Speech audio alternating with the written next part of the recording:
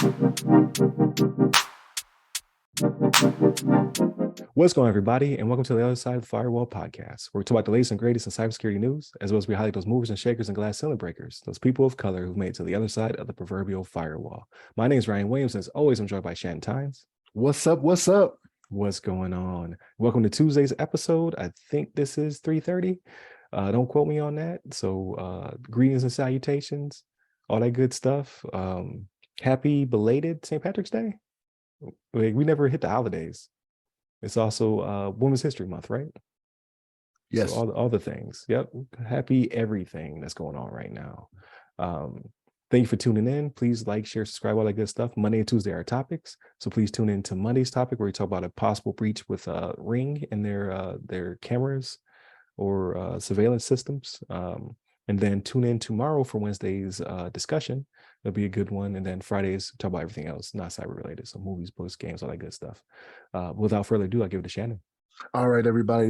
This article comes from bleepingcomputer.com, written by Sergey Gatlin, and the title is NBA Alerts Fans of a Data Breach Exposing Personal Information. So the NBA, the National Basketball Association, that one, right, is letting fans know that there was a data breach and some of their personal information, which was held by a third-party newsletter service, was stolen. So they're not saying the information for people that are, employees of the NBA is a third-party newsletter service. That was hacked, right? So because the NBA itself, right, like they're global, right? They have 5 professional sports leagues. They have the NBA, WNBA, Basketball Africa League, NBA G League, and NBA 2K League, which when I saw that, I was like, is that the video game? Like, yeah, I was confused too. Yeah, I was like, I know of NBA 2K. I was like, I didn't know they had like a league that the NBA manages, but good for them, right? But again, it was their newsletter service, right? So the NBA, as far-reaching as it is, right? They talk about what they broadcast, right? They're broadcasting over 215 countries, territories, spanning over 50 languages. And they put a notice out. They sent an email to a bunch of fans saying that the systems were not breached. So they're trying to reassure everyone their systems were not breached. It only affects fans' fans' credentials were not impacted in the incident, but some personal information was stolen. For this whatever this newsletter is. So I guess they have a third-party vendor that puts a newsletter out there for people that are fans of the NBA. And they're just letting you know, hey, not us, it's them. There's no indication that their systems, the username, password, any information was shared that they shared with them has been impacted, right? But this is one of those things where you just got to wait it out, right? This is the initial investigation or look at. They're saying, okay, none of this stuff happened, but we've seen it before where you can have it where as time goes on, the investigation goes a little bit further, that you see, oh, well, maybe it's a little bit more far reaching than what we thought, right? But they are assuring everybody, nope, your information is safe. But they tell them, hey, because of this, now, mind you, even though your personal information is safe, be on the lookout for different attacks to come from this, right? So if you were getting a digital newsletter, right, then they have your email, they have your name, right? So you're going to start getting phishing emails and things of that nature. And they're just telling them to watch out for the stuff that you're supposed to watch out for, right? So the normal stuff. If you get something, make sure it's coming from a domain that's nba.com, right? Which that could be faked as well, but if it's got links in there, right, go ahead and scroll over it and make sure it's not something that's taking you to somewhere different, right? They may say, NBA fraud department or something like that. And if you go over it, it's somebody's Google address, some type of Google address, is probably a good sign that it's not what it says it is, right? You know what I mean? So there's different things in there they tell people to look out for, right? And they also add the NBA will never request the fans' account information, including usernames or passwords, via email. And that's pretty standard, right? If you ever get an email, doesn't necessarily have to be in this case. If you ever get an email that says, give us your username and your password, so we can verify who you are, delete it immediately.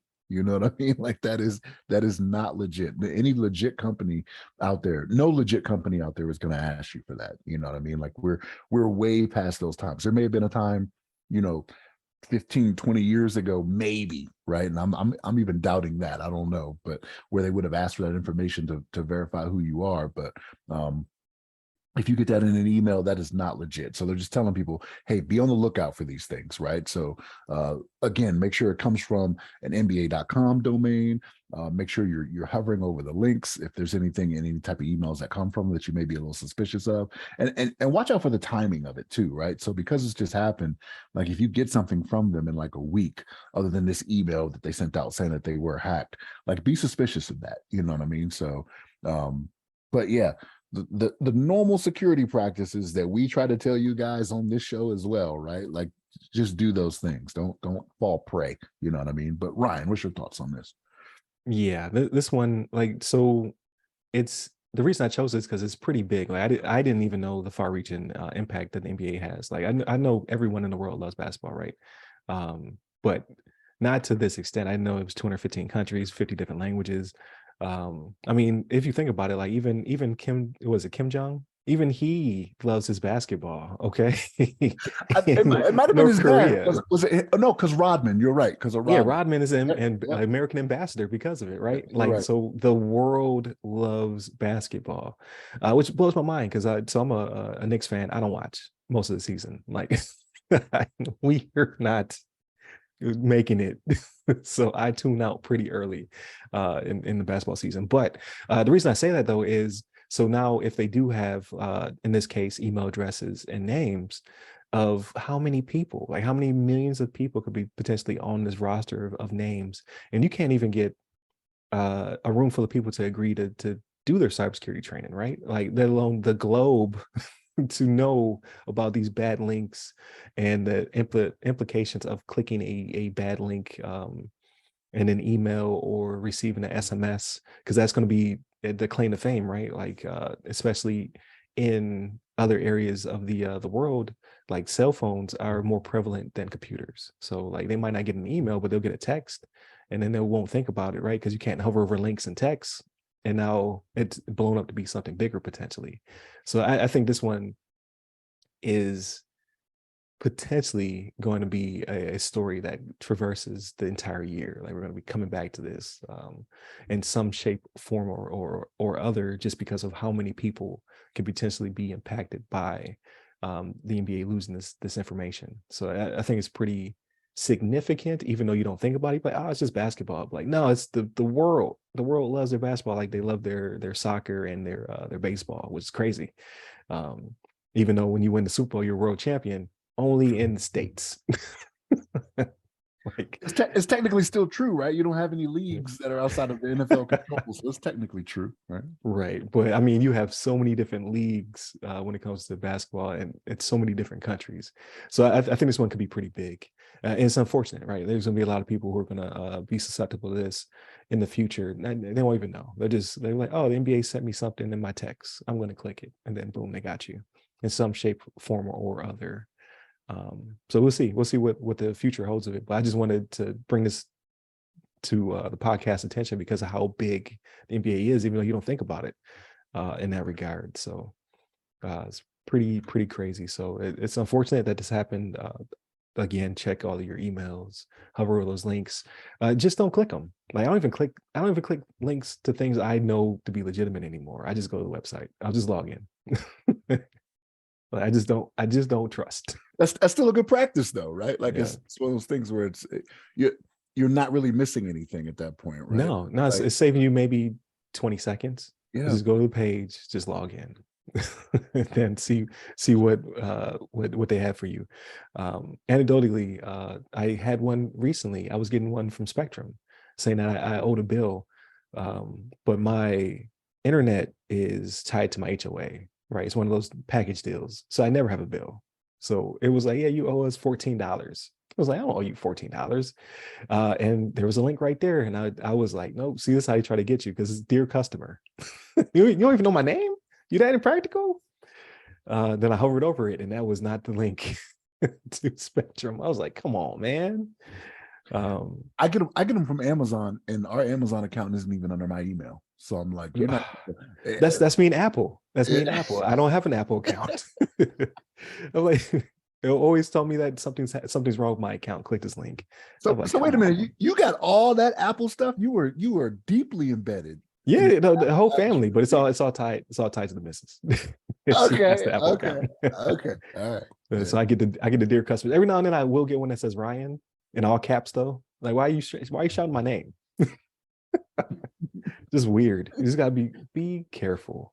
Just don't click on links. But yeah, I think this is an interesting topic, and we'll see how this, because this one I think is going to be similar to the